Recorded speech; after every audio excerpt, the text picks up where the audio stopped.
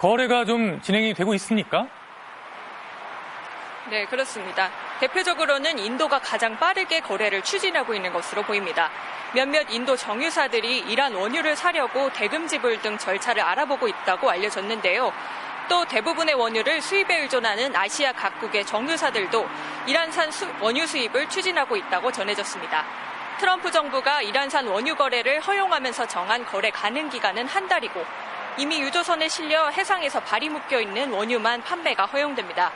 순조롭게 진행된다면 약 1억 3천만에서 7천만 배럴 규모의 원유가 시장에 풀린다는 추산이 나옵니다. 다만 대금 결제 방식도 불확실하고 노후되거나 정체가 불확실한 유조선이 많아 실제 거래가 이루어지기까지 변수가 적지 않다는 지적도 있습니다. 지금까지 오만 무스카트에서 MBC 뉴스 이승지입니다. 이재명 대통령이 부동산 정책 논의 과정에서 다주택자인 공직자는 아예 빼버리라고 지시했습니다.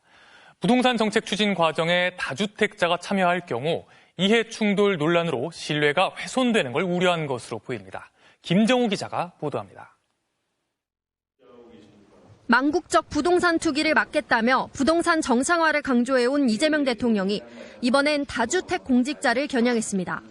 이 대통령은 SNS를 통해 주택과 부동산 정책의 논의, 입안, 보고, 결제 과정에서 다주택자와 비거주 고가주택 소유자, 부동산 과다 보유자를 배제하도록 청와대와 내각에 지시했다고 밝혔습니다.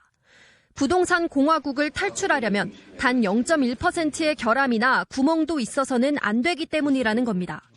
그러면서 다주택자 자체를 비난할 이유는 없다며 주택이 많을수록 유리하게 집값이 오르게 정책을 만든 공직자들이 문제라 지적했습니다. 청와대는 실제로 부동산 정책 담당자의 부동산 보유 현황을 파악 중이라면서 후속 조치를 예고했습니다. 파악되고 난 다음에 업무 배제 조치 같은 것들을 시행할 생각입니다. 그래서 이와 같은 지침은 각 부처 내각에 전달이 됐습니다.